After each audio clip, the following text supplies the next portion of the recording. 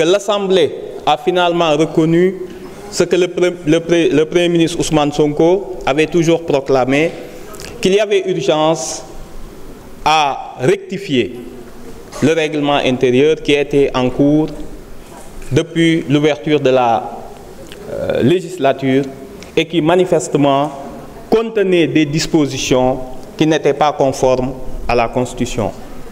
Sous réserve de cette reconnaissance et de l'esprit d'entente cordiale qui devrait présider aujourd'hui à la réflexion et à l'adoption des modifications nécessaires, il est bon quand même de rappeler que peut-être aurions-nous dû avoir plus de temps pour remettre à plat le règlement intérieur, au lieu de ces quelques modifications, somme toute importantes, mais qui ne permettent pas de refléter une Assemblée nationale à la hauteur de sa mission constitutionnelle et à sa mission de contrôle du pouvoir exécutif et d'évaluation des politiques publiques.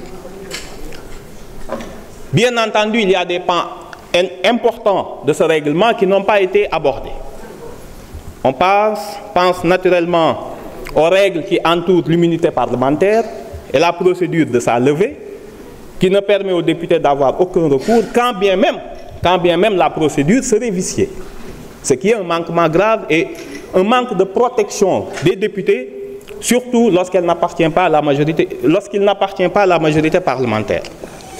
Il y a bien entendu le statut ambigu des ministres nommés qui sont venus ici avec une double casquette de ministres et de députés prendre part à l'élection du président de l'Assemblée nationale, ce qui est totalement contradictoire.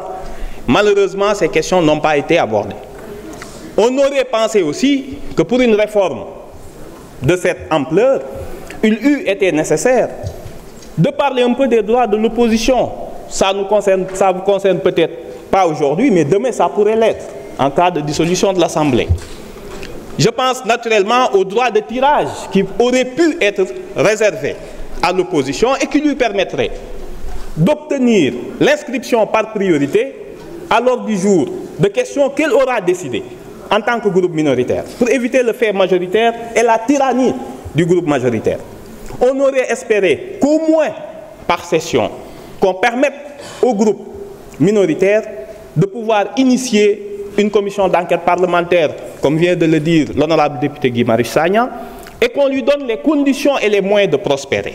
Il faut une assemblée rénovée, renouvelée et modernisée, qui a été bâtie, celui-là, comme par ailleurs les dispositions de la Constitution, sur un modèle qui est d'un exécutif fort et d'une Assemblée nationale à la traîne et à la remorque du pouvoir exécutif. Je pense que ce paradigme doit changer et j'espère que les prochains travaux du règlement intérieur permettront cette modernisation et cette révolution démocratique. Je vous remercie.